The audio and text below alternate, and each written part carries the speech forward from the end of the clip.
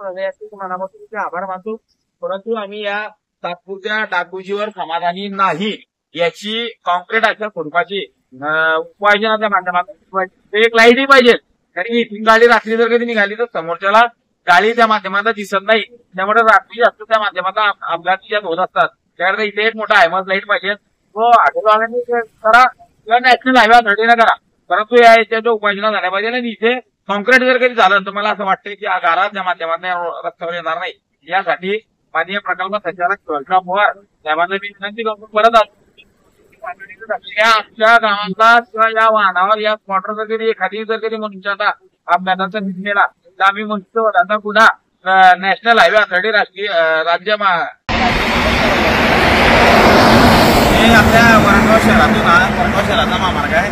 हा वरणगाव शहराचा hotel western आहे. वेस्टर्नच्या जवळून या ट्रकी जे आहे या ट्रकी पावसामध्ये इथे डायरेक्ट याच्यामध्ये हायवेवर चढतात आणि हायवेवर चढल्यामुळे अनेक इथे गारा हा जो आहे तो हायवेवर येत असतो आणि याच्यावर अनेक आमच्या वरणगावकरांचे अपघात झाले आहे. अनेक लोक वारले याच्यात अपघातामध्ये मृत्यू पडले.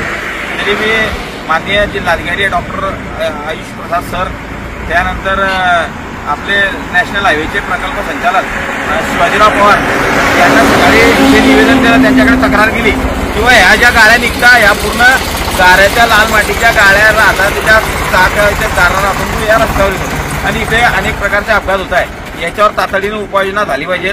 कारण की शेवटी आम्हाला जीव महत्वाचा आहे. आता जे गेले बिचारे ते तर दुर्दैवच म्हणावं लागेल की ते गेले, परंतु आता जे आहे आता याच्या पुढे आता आम्ही हा विषय सहन करणार नाहीये.